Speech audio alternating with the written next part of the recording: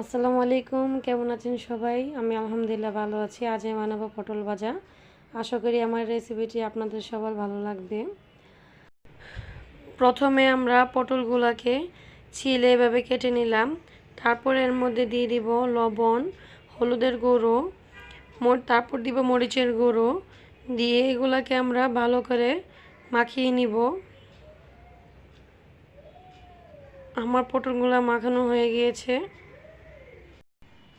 আমরা এখন একটি কড়াইয়ের মধ্যে তেল গরম করে এর মধ্যে আমরা একে একে পটলগুলো দিয়ে দিব।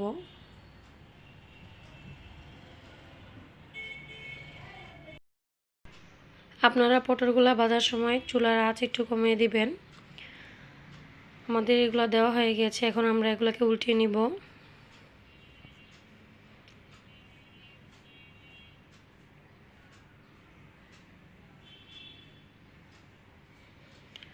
আমাদের পটলগুলো ভাজা হয়ে গেছে, এখন আমরা এগুলোকে তুলে নিব। কড়াইয়ের মধ্যে আমরা পেঁয়াজ কাঁচামরিচ ভেজে নিব।